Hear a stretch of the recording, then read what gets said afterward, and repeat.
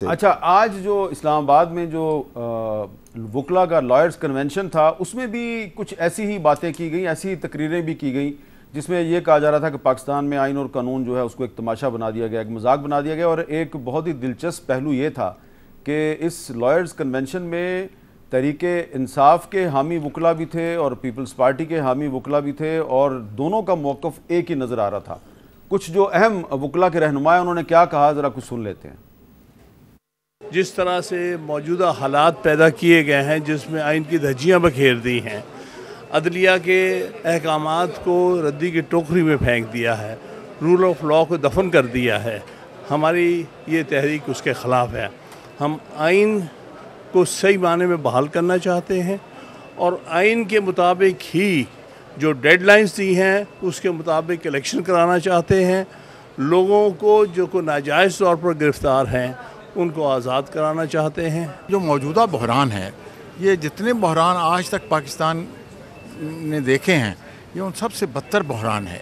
ہمہ جہتی بحران ہے، اکنامک کرائسس ہے، کانسٹیٹیوشنل کرائسس ہے، لا اینڈ آرڈر کا کرائسس ہے۔ اور اگر ہم نے دستور کو پامال کیا تو میں اس بات سے، اس روز سے اللہ کی پناہ مانگتا ہوں اور ڈرتا ہوں کہ پاکستان کا ایگزسٹینشل تھریٹ جو ہے وہ روبہ عمل دشمنوں کے ہاتھ میں آ کر وہ اس پاکستان کی سلامتی کو نقصان نہ پہنچائے۔ آج جو ہے کہ آئین کی بے حرمتی، آپ دیکھیں نا، election commission of Pakistan supreme court کا حکم نہیں مانتا تو ملک کہاں رہ جاتا ہے؟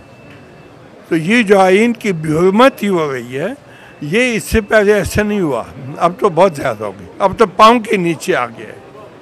تو ہم نے آئین کو جو ہے، جس کو ہمارا دستور ہے، ہماری قسم ہے کہ اس کو پروٹیکٹ ڈیفینڈ کریں گے، وہ ہمارے ایمان کا جز ہے۔ اللہ، اس کے بعد آئین۔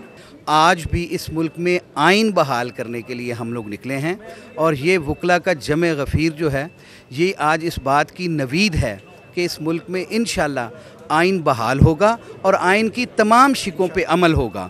اس کے اندر 90 دن کے الیکشن، ملک میں معاشی بحران پیدا ہوا ہے، اس کے لیے وکیل کھڑے ہوئے ہیں۔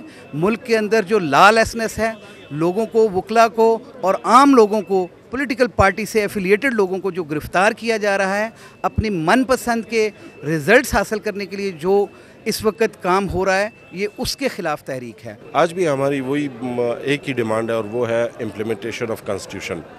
اگر کانسٹیٹیوشن ہے کہ اس کو دوسرے نہیں مانتے ہیں، ہم پہ اپلیکیبل ہے اور دوسروں پہ نہیں ہے، تو وہ سب پہ اپلیکیبل ہونا چاہیے، اور اسی کے لیے نکلیں، چاہے اس میں الیکشن ہو، اور چاہے اس میں اختیارات ہو، چاہے اس میں لوگوں کے بنیادی انسانی حقوق کا تحفظ ہو، ان سب کو انشاءاللہ سائملٹینیسلی لے کے چلیں گے، اور اسی کے اوپر اس کی امپلیمنٹیشن اور اس کو انشور کرنے کے لیے انشاءاللہ تحریک چلے گی۔ ایک تو ہمیں عدلیہ سے مایوسی تو ہے، لیکن پھر بھی جو کچھ بعض امیر ججز فیصلے کر بھی رہے ہیں، آپ نے دیکھ لیں کہ اگر فیصلہ بیل ہو کے باہر آتا ہے یا ریلیز ہو کے ہیبیس میں باہر آتی ہے، پھر دوبارہ اٹھا لیے جاتے ہیں۔